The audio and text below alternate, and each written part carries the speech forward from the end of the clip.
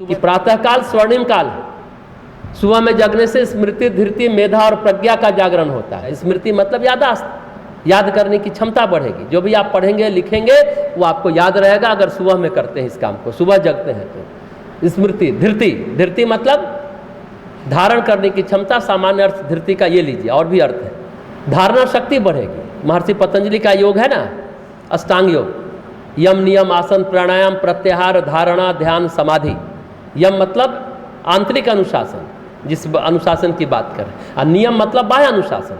Simple अर्थ में समझिए, यम, नियम, आसन, शरीर में प्राण ऊर्जा का संचालन सुचारू रूप से हो, प्राण का प्रवाह बना रहे आसन करने से। जो प्राणायाम, प्राण ऊर्जा का संवर्धन, प्राणायाम, अंदर प्राण ऊर्जा, प्राण, ये चार बहिरंग योग है। अब महर्षि पतंजलि का जो चार अष्टांग योग में बसता है वो अंतरंग योग है। प्रत्याहार, धारणा, ध्यान, समाधि।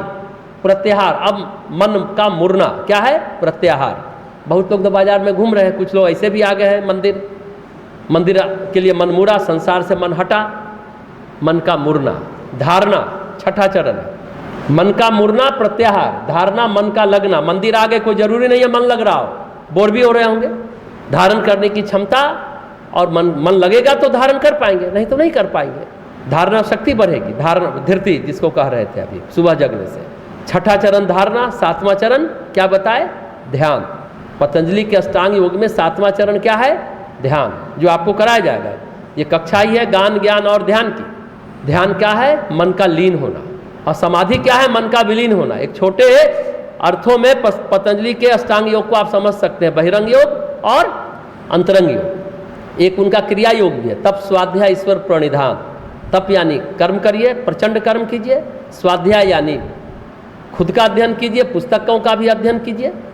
स्वाध्याय, स्व का भी अध्ययन। ईश्वर प्रणिधान यानी समर्पित हो जाइए ईश्वर को। तो तप हो गया कर्म, स्वाध्याय हो गया ज्ञान, और ईश्वर प्रणिधान हो गया भक्ति। कर्म, ज्ञान और भक्ति, ये क्रिया योग है, समझे ना। फिर आप अष्टांग योग कर पाएंगे पतंजलि के अनुसार। ऐसे तो कोई भी चीज़ करिए, डायरेक्ट ध्यान भी करते हैं तो जैसे कहते हैं नहीं, कुछ लोग कहेंगे यम पहले करें, फिर नियम करें, फिर ये करें। जैसे किसी रथ में 8 पहिया है, किसी पहिए पर खड़े हो जाएंगे तो सब चल ही देंगे ना। ये भी कहा जाता है रथ में अगर 8 पहिया लगा है, सब एक साथ बढ़ रहा है ना। कुछ लोग इस तरह से व्याख्या करते हैं, कुछ लोग कहते हैं नहीं, एक एक चरण बढ़िए। यम होगा तभी तो आप ध्यान कर पाएंगे, तभी तो आप समाधि में जा पाएंगे। आंतरिक अनुशासन जीवन में नहीं तो क्या कर पाएंगे। अपनी अपनी मान्यता है, ठीक है ना। तो हमने कहा प्रातः काल स्वर्णिम काल है। सुबह जगने से स्मृति, धृति, मेधा और प्रज्ञा का जागरण होता है। स्मृति बता दिए, धृति बता दिए, धारणा शक्ति, मन लगेगा तो धारण कर पाएंगे। मेधा का मतलब, मेधा प्रतियोगिता परीक्षा आप लोग भी दिए होंगे, बचपन में होती रहती है, अखबार में भी हम लोग पढ़ते रहते हैं, उसका परिणाम। मेधा मतलब प्रतिभा का नया आयाम, नया डायमेंशन। आज दुनिया में सभी प्रतिभाशाली है, ऐसा नहीं कि कोई कमज़ोर है, उपयोग नहीं करता है अपनी प्रतिभा का, इसलिए उस पर भी कभी अलग से बात करेंगे। अभी सिंपल जानिए, प्रतिभा का नया आयाम खुलता है सुबह जगने से, मेधा। और चौथा हमने कहा प्रज्ञा, स्मृति, धृति, मेधा और प्रज्ञा का जागरण। प्रज्ञा मतलब अंतःस्फुरना, अंदर से इंट्यूशन होता है, उसका जागरण होता है सुबह जगने से, सक्रिय हो जाती है अपने अंदर। सभी के अंदर छठी इंद्रियां हैं, उसका जागरण मान लीजिए। माताओं बहनों में, लड़कियों में छठी इंद्रियां ज़्यादा जागृत होती हैं, प्रज्ञा नहीं, वो आदमी ठीक नहीं है।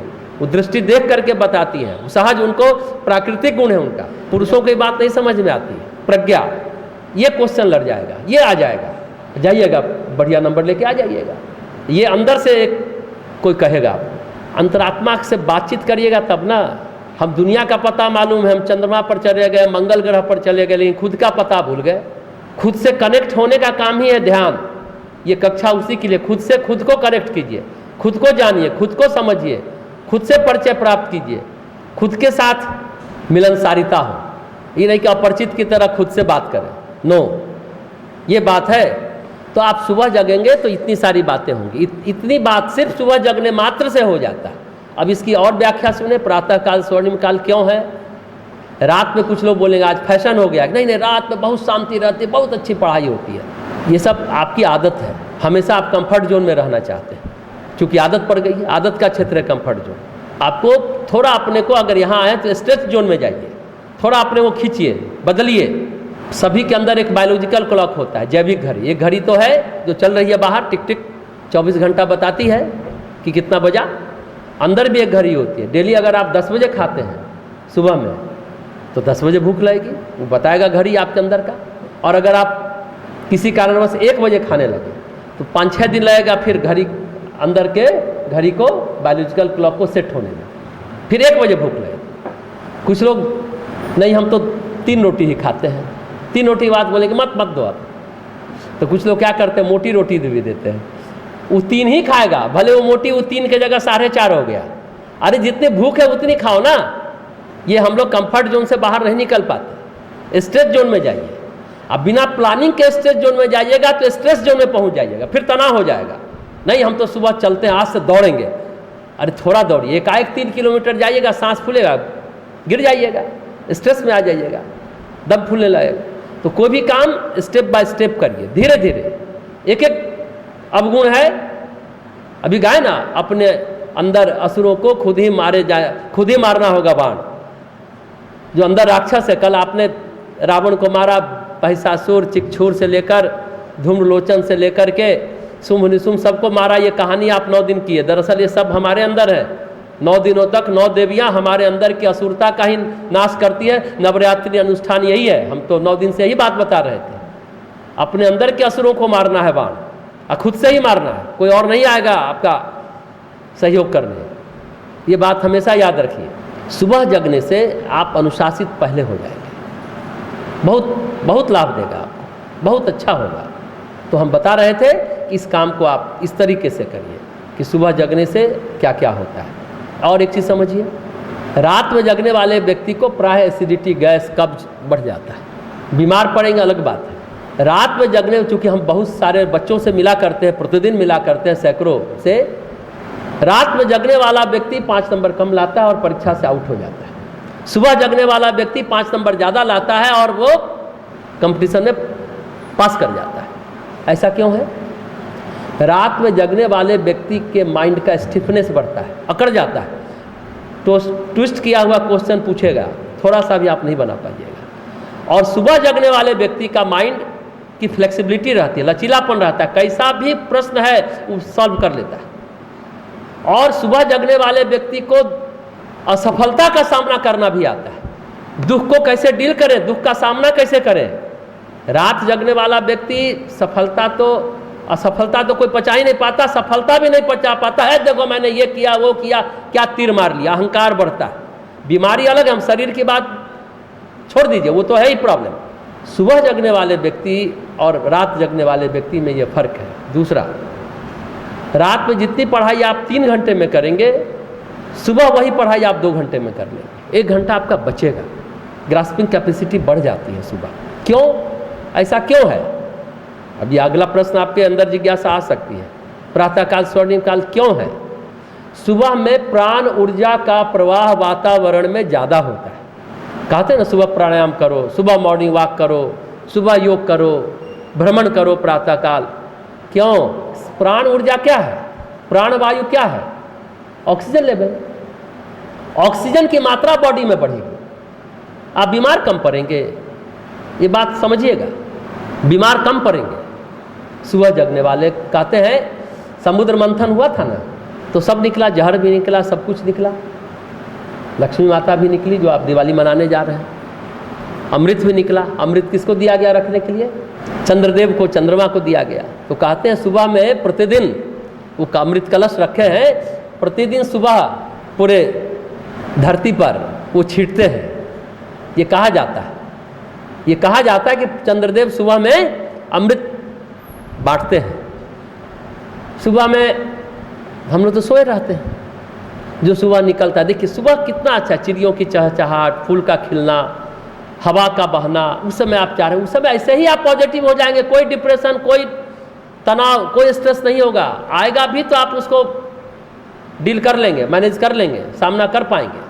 सुबह जगने से वातावरण में प्राण ऊर्जा का प्रवाह ज़्यादा हुआ तो आप कर पाएंगे। प्रातः काल में 3 से 6 एक पहर और 6 से 9 दूसरा पहर। 2 पहर को प्रातः काल कहते हैं, यानी 3 बजे से 9 बजे तक। पहली 3 से 4 कौन बेला है? ब्रह्म बेला। ब्रह्म मुहूर्त में जगना चाहिए, सुनते हैं। 4 से 5 पीयूष वेला, अमृत वेला, अमृत काल है, वही उसी समय चंद्रमा चंद्रदेव छिटते हैं। 4 से 5, 5 से 6 प्रत्यूष वेला, प्रति उषा काल, लालिमा आ गई। अब भगवान सूर्य जगत की आत्मा है ना, भगवान सूर्य निकलने वाले हैं, जगत में क्रियाशीलता शुरू होगी, हलचल शुरू होगा, क्रियाशीलता सक्रियता आएगी। 6 से के बाद सूर्योदय बेला, सूर्योदय हो गया। इस समय समझिए ब्रह्म मुहूर्त, ब्रह्म बेला, पीयूष बेला जिसको अमृत बेला कहे, फिर प्रत्यूष बेला और फिर उषा बेला, फिर सूर्योदय बेला। प्रति लालिमा आई है, थोड़ा ज़्यादा गाढ़ा हुआ तो उषा, फिर सूर्योदय 9 बजे तक। क्लियर? इस समय आप पढ़ाई करते हैं तो आपको याद जल्दी होगा, भूलेंगे नहीं, पढ़ाई में मन लगेगा, परीक्षा में छूटेगा नहीं, यानी दबाव में आप बिखरेंगे नहीं, क्योंकि प्राण ऊर्जा बढ़े। प्राण ऊर्जा की कमी से ही व्यक्ति दबाव में बिखरता है, प्रेशर में, स्ट्रेस में आ जाता है और काम नहीं कर पाता है, भावुकता बढ़ जाती है, पैर पटकता है, रोता है, चीखता है, चिल्लाता है, और असफल होने पर घर से भाग भी जाता है, किसी से नज़र नहीं मिला पाता, लटक भी जाता, मर भी जाता है। सिर्फ प्राण ऊर्जा को बढ़ाना है। सुबह उठने की आदत डालिए और 7 घंटे से कम मत सोइए। और एक बात है, सुबह अगर आप 9 बजे तक सोते हैं, सूर्योदय तक जो स्टूल पास होता है, मल का निष्कासन, 90% लोग का, 95% के लोगों को कब्ज है, कॉन्स्टिपेशन की बीमारी है, पेट साफ नहीं होता है। और हम लोग क्या बोलते हैं, पेट को मदर ऑफ डिजीज, पेट ही सब बीमारियों का कारण है, सब बीमारियों की माँ है। पेट साफ होगा तो बीमारी भी साफ, पेट साफ तो दिमाग भी साफ, एकाग्रता आ जाएगी। पेट दिमाग तेज करने वाली दवा सब लोग मांगते हैं कि दिमाग तेज करने, हम करें पेट साफ रखो तो दिमाग अपने आप साफ हो जाएगा, तेज हो जाएगा।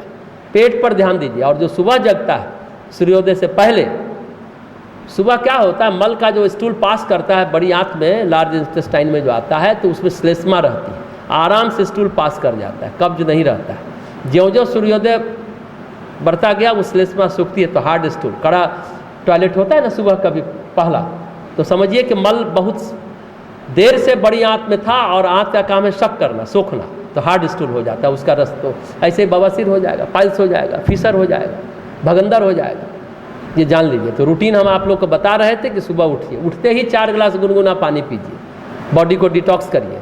एक्स्ट्रा चर्बी जो है, एक्स्ट्रा कैलोरी 24 घंटे में जो एक्स्ट्रा आया है खान पान से, अगर गुनगुना पीते हैं तो अपने आप बर्न हो जाएगा, आप मोटे नहीं होंगे। जो मोटापा की जो समस्या है दुनिया की बहुत बड़ी समस्या है अभी, तो चूँकि पेट साफ होगा सारा निकल जाएगा। कब्ज वाले व्यक्ति ही मोटे होते जाते हैं, अधिकांश यही देखा है, सभी नहीं अधिकांश। और जो ये आजकल गांठ बनता है, पथरी बनता है ना, ये आप सुनते होंगे सब लोग, वो खत्म होने लगता है, वो बनेगा ही नहीं, आधार ही नहीं मिलेगा। पानी, सिर्फ पानी पीने मात्र से आप दुबले होंगे, बॉडी डिटॉक्स होगा, गुनगुना। नहीं तो पानी पिए, पेशाब हो गया, नॉर्मल पानी पिए। गुनगुना है तो एक एक पार्टिकल मॉलिक्यूल को सफाई करके निकाल देता है। ठीक है, 4 गिलास एक बार में नहीं पी पा रहे, 2 गिलास पीजिए, 2 गिलास पीजिए, तब तक ब्रश करिए, दाढ़ी बनाइए, तब तक प्रेशर आ जाएगा, तब जाइए। उषा पान कहते हैं, तांबे के लोटे में, तांबे के गिलास में पानी पीना चाहिए, कैंसर नहीं होता है, बहुत सारी बातें हैं। रात भर तांबे के जग में पानी रख के उसको पीजिए। कुछ लोग इसको नहीं मानते, लेकिन प्राकृतिक चिकित्सा में, नेचुरोपैथ में ये बात सही है और उसका फायदा भी है। तो आप सुबह गुनगुना पानी जरूर पीजिए, तो बॉडी डिटॉक्स होगा और पेट साफ होगा, तब ब्रश कीजिए। इन्हें कि ब्रश करके पानी पीजिए। फिर इस बात का छोटी छोटी बात बता रहे हैं, ब्रश उसके बाद करिए, नहीं तो आप ब्रश करके तब पानी पीते हैं तो अच्छा वाला बैक्टीरिया भी ब्रश करने के साथ निकल जाएगा। शरीर में सिर्फ खराबी बैक्टीरिया नहीं, अच्छा वाला भी। अब फिर उसके बाद वो निकल गया, तब आयरन, मिनरल, विटामिन अलग से फिर गोली खा रहे हैं। आप सुबह बिना सोते समय जरूर ब्रश करिए, सुबह करिए ना करिए, सोते समय जरूर ब्रश किया कीजिए। सुबह पानी पीजिए, उसके बाद ब्रश कीजिए, तब टॉयलेट जाइए।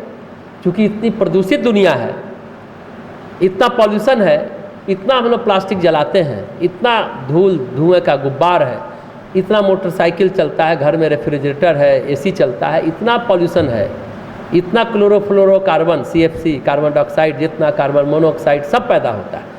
उस स्थिति में भी हम कैसे स्वस्थ रहें? ठीक है, पानी पी के तो निकाले, और अच्छा करने के लिए जरा सा मौसम खराब होता है, तुरंत सर्दी हो जाती है, धूप में निकले लू लग जाती है, चक्कर आने लगता है, प्रायः ये सब बातें होती हैं। उस समय आपको तुलसी अपने यहाँ, उसको परम पूज्य गुरुदेव जो अखिल विश्व गायत्री परिवार के सूत्र संचालक है, वेदमूर्ति तपोनिष्ठ पंडित श्री राम शर्माचार्य, जिसके कारण, जिन्होंने संस्था बनाई, जिसके कारण आप लोग बैठे और हम बोल रहे हैं, उनकी कृपा है।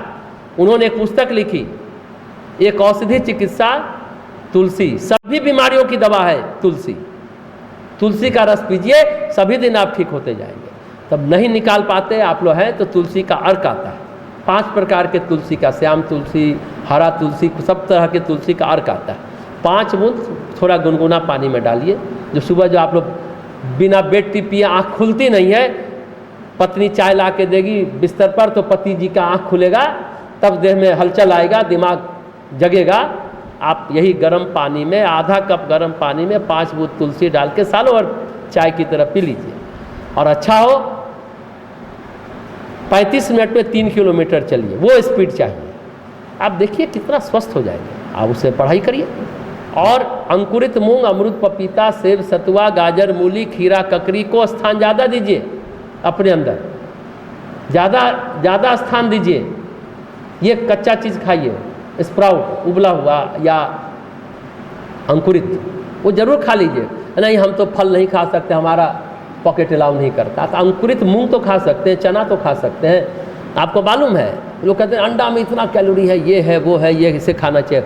1 चम्मच अंकुरित मूंग, अंकुरित, जब सामान्य भिगोया हुआ मूंग खा रहे हो वो भी ताकत देगा। अंकुरन के बाद वो अंतरिक्ष से बहुत ब्रह्मांड से ऊर्जा लेता है, तब ना अंकुरित हुआ, जीवन का निर्माण हुआ। उस समय अंकुरित मूंग में बहुत ज़्यादा प्राण तत्व है।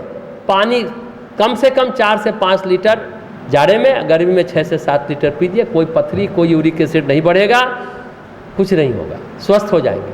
बस आज इतनी बात करते हैं और सूर्यास्त के आसपास खा लीजिए, इतनी बात बता दें, दिनचर्या बता रहे हैं। क्योंकि सूर्यास्त के 1 घंटे बाद तक जो है ना पाचन क्रिया सही रहती है, पाचक रस बनता है, तो आसानी से पच जाए। खाने के बाद 1000 कदम चलिए, प्राकृतिक चिकित्सा नेचुरोपैथी कहता है। क्यों कहता है? 9 साढ़े 9 में खाते हैं और तुरंत सो जाते हैं हम लोग। सोते समय कहा जा रहा है सोने से 2 घंटे पहले, 3 घंटे पहले खाइए। और सोते समय दूध हल्दी पीजिए, ब्रश करिए, पैर हाथ चेहरा धोकर बाईं करवट सोइए, तो कोई स्वप्न नहीं आएगा, दुस्वप्न नहीं आएगा, डीप स्लीप होगा, सुबह फ्रेश उठेंगे अगर पैर हाथ चेहरा धोकर बाईं करवट सोते हैं। तो ये सारी बातें आपको बताएं। रात में जगने से और भी है, प्रायः कब्ज रहने पर स्वप्न दोष नाइटफॉल होता है। जो पैर हाथ चेहरा धोकर बाईं करवट सोते हैं युवा, उनको ये सब समस्या नहीं होती है और शाम में खा लेते हैं और कब्ज नहीं रहेगा तो ये ठीक हो जाएगा। तो बाईं करवट सोइए, सुबह फ्रेश उठेंगे आप। ये सारी बातें हो गई।